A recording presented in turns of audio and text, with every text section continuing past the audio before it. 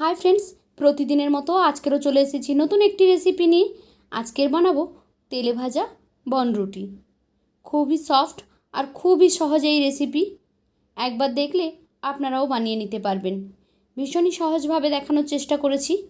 তাহলে চলুন দেখে নিন একবার রেসিপিটি। এর জন্য প্রথমে আমি একটি মিক্সিং বোল নিয়ে নিলাম তার মধ্যে একটা ডিম, দিয়ে দিচ্ছি স্বাদ অনুযায়ী লবণ, দিয়ে দিচ্ছি হাফ কাপ চিনি, দিয়ে দিলাম 1 টেবিল চামচ ইস্ট, দিয়ে দিলাম 1 টেবিল চামচ সাদা তেল।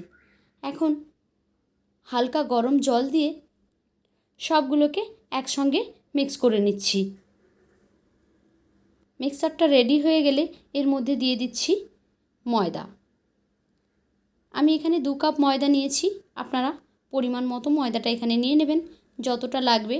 যেহেতু এখানে ইস্ট দিয়েছি আর গরম জলও দিয়েছি, সেই জন্য এই ডোটা একটা চিটচিটে ডো তৈরি হবে।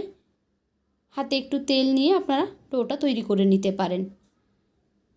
ডোটাকে আমি 10 থেকে 15 মিনিটের জন্য রেস্টে দিয়ে দেব।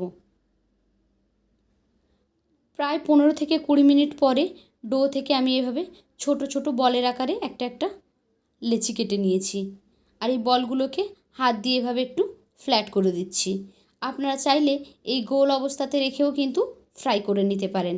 আমি সবগুলোকে এখানে একটু হাত দিয়ে চেপে চেপে ফ্ল্যাট করে দিচ্ছি, তাহলে অনেক তাড়াতাড়ি ভাজা হয়ে যাবে। সবগুলো এখানে আমি ফ্ল্যাট করে নিয়েছি। এবার আমি এগুলোকে ফ্রাই করে নেব। তার জন্য গ্যাসে আমি কড়াইতে তেল বসিয়ে দিয়েছি। তেলটা গরম হলে একটা বন এখানে আমি দিয়ে দিচ্ছি। লো ফ্লেমে রেখে এগুলোকে ভেজে নিতে হবে, না হলে খুব তাড়াতাড়ি কালার চলে আসবে আর ভেতর থেকে এটা ভালোভাবে কুক হবে না। সেই জন্য একটা সাইড যখন লাল হয়ে যাবে তখন এগুলোকে উল্টে দিতে হবে।